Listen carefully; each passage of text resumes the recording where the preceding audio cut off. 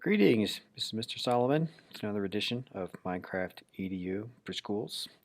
This is session 2 of our after-school Minecraft club. We meet on Tuesdays for an hour here at Village East Elementary.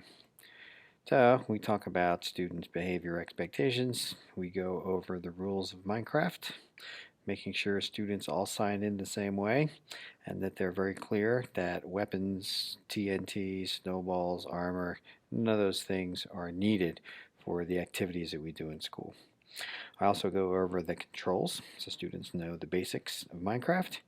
And we've been working on build battles. So a build battle is pretty much the same rules and expectations. You work in teams of 2 to 4 people. We each go to the same area. I give them a 30-minute timer, and then they work together to build something. Today, it was the week before spring break. Our spring break starts next week. So to honor spring break, we decided to try to build greenhouses. So I showed students these pictures of examples of greenhouses, and then we went into Minecraft and started playing the game. So I'm going to sign in as a teacher. The Mojang edition has a password. The teachers can sign in. Then I'm going to connect.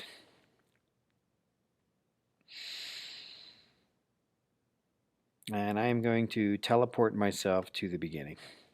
So then you can get an idea of what each area looks like. We use this large workspace for a lot of different projects. There's 32 areas. Each are 50 by 50 in length and width, so they have a very large space to work with. And the good thing is once they're in that area, they cannot get out. So I'm going to turn on my teacher tools so I can build. And then I can change how fast I move. I'll move at about 26%. So let's go and start exploring. So we talked about how students need to make these out of glass.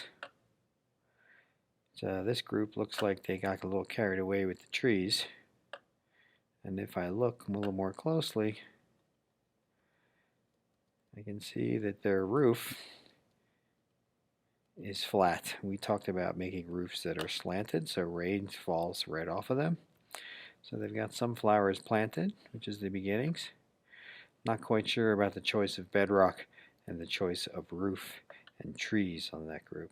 This is group 3. So they made their lighthouse completely out of glass. Doesn't look like they quite finished, but we do have a nice array of flowers inside their greenhouse. So they've made this look like a real greenhouse. They even added a little chair. It's a nice touch. But they didn't have time to finish the roof. So when you only have 30 minutes, you definitely have to work pretty quickly. I don't think there's anything else in this section. So let's go over to groups 9 to 16. So here is group 9. This is a very good example of a greenhouse. These were 5th grade girls that built this project.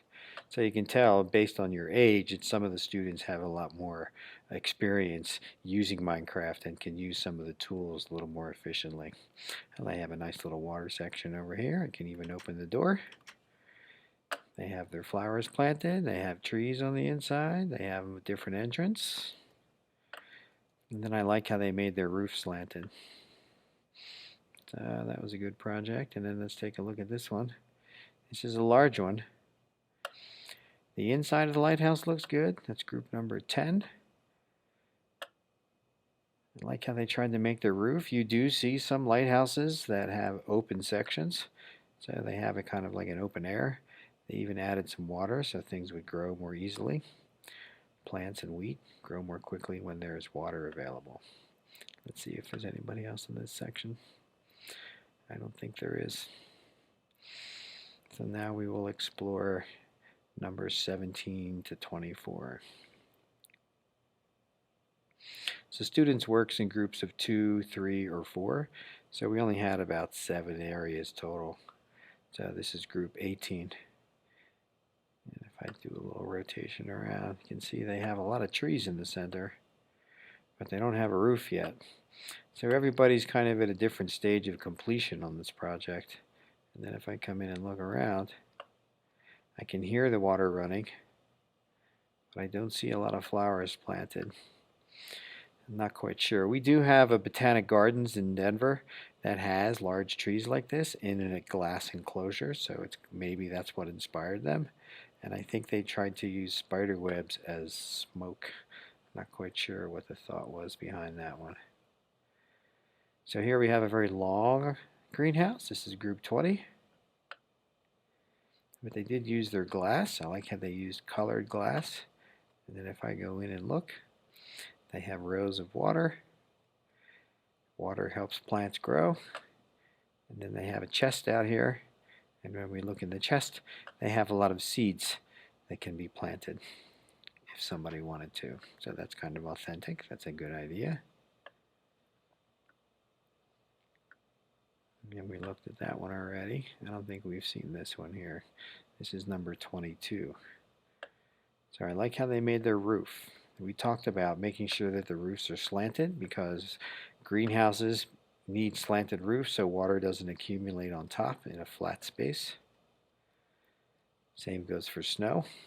So they have doors on each side. That's a nice touch.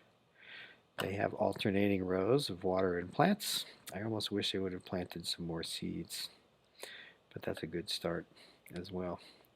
And they have some random trees around the sides. So that's our third area of 8, and then we'll check out the last place, which is number 25 to 32. So the age groups of these kiddos are between first grade, which is the majority. I have at least 10 to 12 students in first grade, and then the rest are second, third, fourth, and fifth. I have about 2 to 3 in each grade after first grade. So they have an entrance to their greenhouse, it looks like. Yeah, so we can walk through the doors. And then if we look inside, I see that they've planted. They have a little walkway. That's a nice touch. I like how they use their glass. The only thing I would change maybe is the roof, since the roof is flat. And I think that is all of our groups. So that was our last build battle before spring break.